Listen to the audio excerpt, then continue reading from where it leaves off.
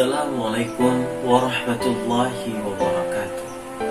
Hamdan syukran lillah, la haula wa la quwwata illa billah.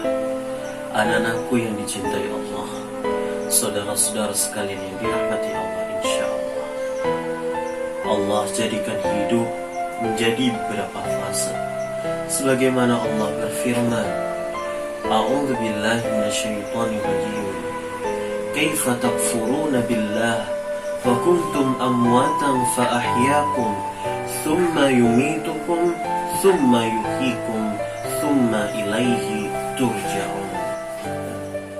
Bagaimana kalian kufur kepada Allah sedangkan kalian dalam keadaan meninggal, lalu kemudian Allah hidupkan, kemudian Allah matikan dan Allah hidupkan kembali. Wa ilaihi turja'un, dan kepadanya lah kita akan kembali. Anak-anakku yang dicintai Allah, saudara-saudara sekalian yang insya Allah dirahmati Allah, sejatinya kita sudah melalui dua fase kehidupan yang Allah ciptakan. Dulu kita dalam keadaan meninggal, lalu Allah berikan kehidupan kepada kita. Tentu yang barang tentu sudah harus kita fikirkan adalah fase berikutnya. Maka kehidupan ini akan sempit bila kita memikirkan hidup di dunia nyata ini. Maka tugas kita adalah memikirkan fase berikutnya, yaitu fase kematian kita. Apa yang sudah kita persiapkan untuk mati kita. Anak-anakku yang dirahmati Allah, saudara-saudara sekalian yang dicintai Allah, amal solih yang kita kerjakan sudah barang tentu sangat banyak sekali, dari bangun tidur hingga tidur kembali.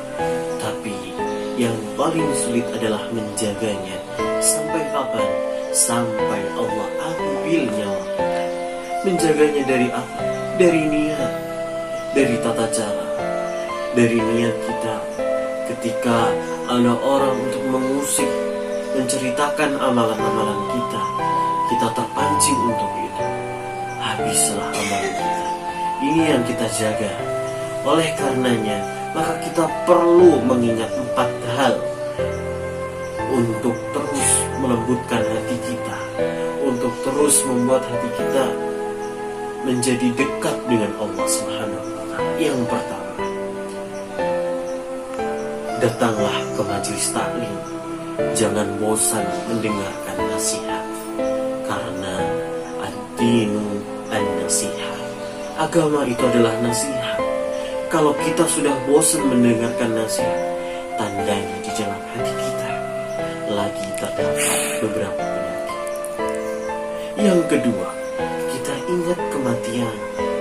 Allah akan ambil kita sewaktu-waktu, dan janji Allah sudah pasti.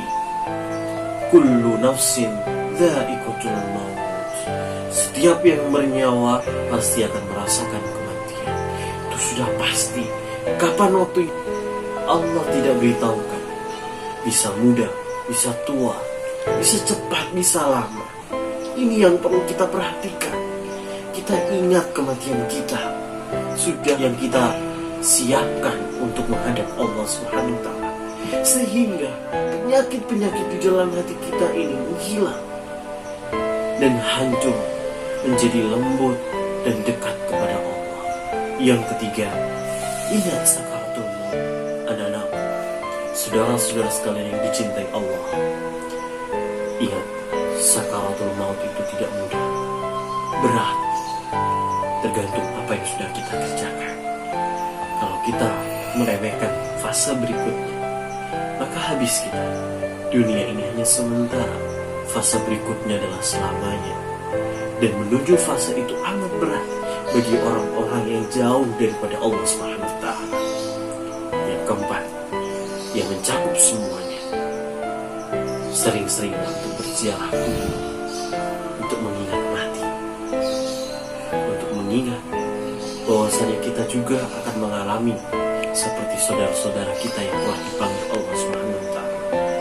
Semua indera akan terpancing, semua indera akan merasakan bahwasanya kabar kita dekat dengan mati, bahwasanya kita dekat dengan kematian.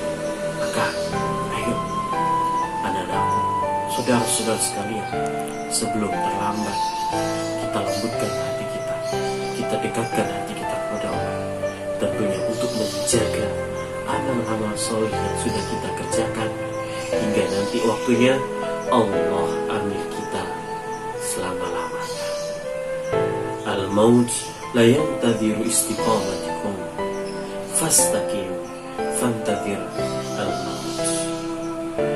Kematian tidak menunggu istiqomah kita, tapi istiqomalah dan tunggulah kematian. Wassalamualaikum warahmatullahi wabarakatuh.